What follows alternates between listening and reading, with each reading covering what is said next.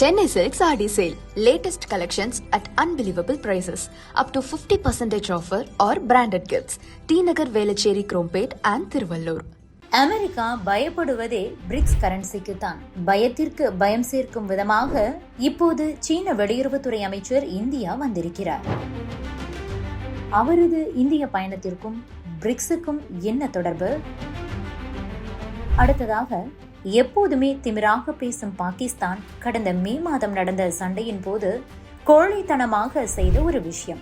இந்த பதிவில் விரிவாக பார்க்கலாம். முதலில், ரஷ்யாவுடன் வர்த்தகம் செய்யும் நாடுகளுக்கெல்லாம் வரி போடுவோம் என்று அறிவித்த அமெரிக்கா இந்தியா மீது 50% வரியை போட்டிருக்கிறது. இதனை சமாளிக்க பிரிக்ஸ் நாடுகளுடனான வர்த்தகத்தில் இந்தியா கவனம் செலுத்த தொடங்கியுள்ளது. பிரிக்ஸ் அமைப்பில் இந்தியா முழுமையாக பங்கேற்கும் போது அமெரிக்கா நிச்சயம் பலத்த அடி வாங்கும். இதற்கிடையில்தான் சீன வெளியுறவுத்துறை அமைச்சர் இந்தியா வந்திருப்பது கவனம் பெற்றிருக்கிறது. சீன வெளியுறவுத்துறை அமைச்சர் இந்தியா வந்திருப்பதற்கும் அமெரிக்கா அதன் சொந்த நாணயமான டாலரின் மதிப்பை இழப்பதற்கும் நெருங்கிய தொடர்பு இருக்கிறது. இந்தியா வெளிநாடுகளிலிருந்து பல்வேறு பொருட்களையும் வாங்குகிறது. குறிப்பாக கச்சா எண்ணெய், இயந்திரங்கள், மின்னணு பொருட்கள், இரத்தின கற்கள், நகைகள், உரங்கள் மற்றும் ரசாயனங்கள் ஆகியவற்றை வெளிநாடுகளிலிருந்து டாலர்களை கொண்டு நாம் இறக்குமதி செய்கிறோம். எனவே அமெரிக்க டாலர் நமக்கு மிகவும் முக்கியமானதாகும். இதைத்தான் அந்நிய செலாவணி என்று சொல்கிறார்கள். அதாவது வெளிநாடுகளிலிருந்து பொருட்களை வாங்கி உள்ளூர் தேவைகளுக்கு பயன்படுத்த தேவையான வெளிநாட்டு கரன்சியான டாலர் கையிருப்பை தான் அந்நிய செலாவணி என்று குறிப்பிடுகிறார்கள். கடந்த 2024 நம் கையில் 74.89 பில்லியன் அமெரிக்க டாலர் கையிருப்பு இருந்தது. இது முன் எப்போதும் இருந்ததை விட அதிகமான கையிருப்பாகும். ஆக அமெரிக்க டாலர் வேண்டுமெனில் அமெரிக்காவுடன் நாம் வர்த்தகம் செய்ய வேண்டும். ஆனால் அமெரிக்கா தான் நமக்கு வரி போட்டுவிட்டதே. இதனால் வர்த்தகம் பாதிக்கப்பட்டிருக்கிறது. எனவே வேறு வழிகளில் டாலர் வாங்குவதை யோசிக்காமல் டாலரை தவிர்ப்பது குறித்து இந்தியா யோசித்து வருகிறது. அதாவது கச்சா எண்ணெய், இயந்திரங்கள் உள்ளிட்ட பொருட்களை வாங்கத்தான் டாலர்கள் தேவை.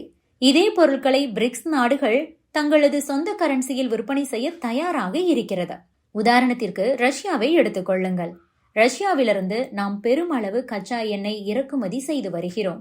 ரஷ்யாவுக்கு இதற்காக அமெரிக்க டாலரில் பணம் கொடுப்பதில்லை. மாறாக நம் உள்ளூர் நாணயமான ரூபாயில் பணத்தை கொடுக்கிறோம்.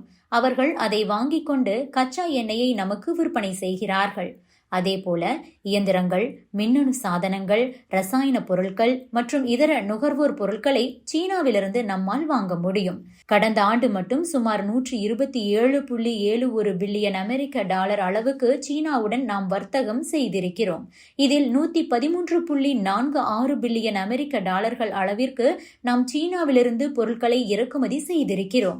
இனி வரும் காலங்களில் டாலர்களில் அல்லாமல் தனது சொந்த நாணயத்தில் வர்த்தகம் செய்ய இந்தியாவுடன் ஒப்பந்தம் செய்ய சீனா தயாராக இருக்கிறது. அதாவது நாம் வாங்கும் பொருட்களுக்கு இனி அமெரிக்க டாலரில் பணம் தர தேவையில்லை.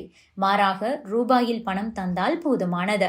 அப்படியெனில் நமக்கு ஓராண்டுக்கு ஏறத்தாழ 114 பில்லியன் அமெரிக்க டாலர் மிச்சமாகும்.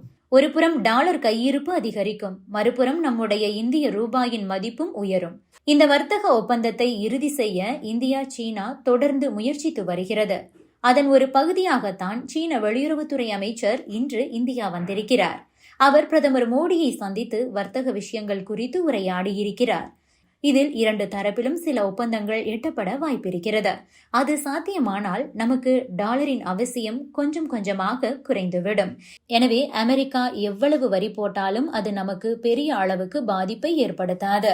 அடுத்ததாக, நம் நாட்டுக்கும் பாகிஸ்தானுக்கும் இடையே உச்சக்கட்ட மோதல் நடந்த சமயத்தில் அந்த நாட்டின் கடற்படைகள் நம் நாட்டை எதிர்த்து சண்டையிடாமல் போர்க்கப்பல்களோடு ஓட்டம் பிடித்தது தொடர்பான தகவல் வெளியாகியுள்ளது. இது தொடர்பான சேட்டலைட் இமேஜஸும் கூட வெளியாகி இருக்கிறது. அது பற்றி பார்க்கலாம். கடந்த ஏப்ரல் மாதம் மோதல் உச்சத்தில் இருந்த சமயத்தில் பாகிஸ்தான் படைகள் அச்சத்தில் பயந்து ஓடியிருக்கின்றன.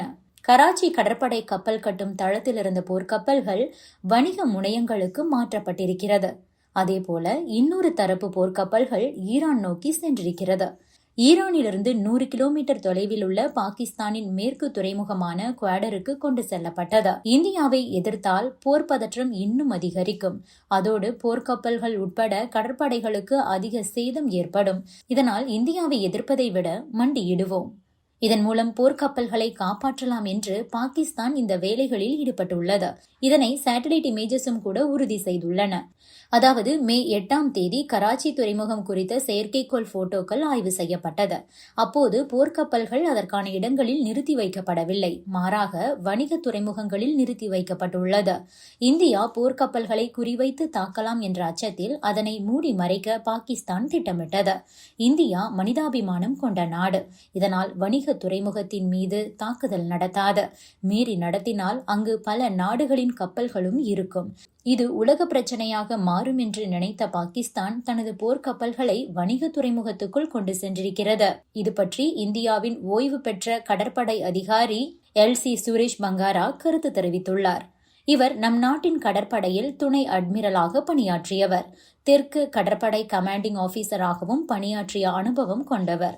கடந்த 1971ஆம் ஆண்டு நடந்த போரின் போது கராச்சி துறைமுகத்தின் மீது துல்லியமாக தாக்குதல் நடத்தியவர். இந்த நிலையில்தான் SC சுரேஷ் பங்காரா என்ன சொல்லியிருக்கிறார் என்றால், பாகிஸ்தானில் உள்ள பயங்கரவாத உள்கட்டமைப்பு மீதான தாக்குதல் மே 7ஆம் தேதி நடந்தது. இந்த தாக்குதலில் பாகிஸ்தான் விழிப்புடன் இருந்திருக்க வேண்டும். ஆனால் பாகிஸ்தான் போர்க்கப்பல்களை தயார் நிலையில் வைக்கவில்லை. இது அவர்களின் இயலாமையை காட்டுகிறது. வணிக துறைமுக பகுதியில் போர்க்கப்பல்களை நிறுத்துவது என்பது ஏவுகணை தாக்குதலிலிருந்து அதனை பாதுகாக்கும் நடவடிக்கைதான். இது அந்த நாட்டின் கடற்படையின் நம்பிக்கையின்மையை காட்டுகிறது.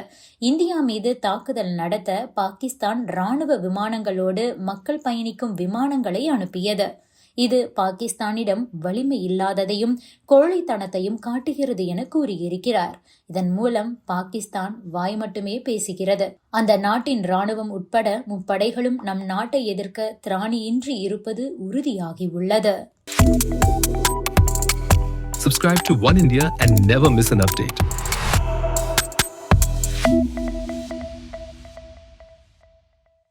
Chennai Silks Aadi Sale. Latest collections at unbelievable prices.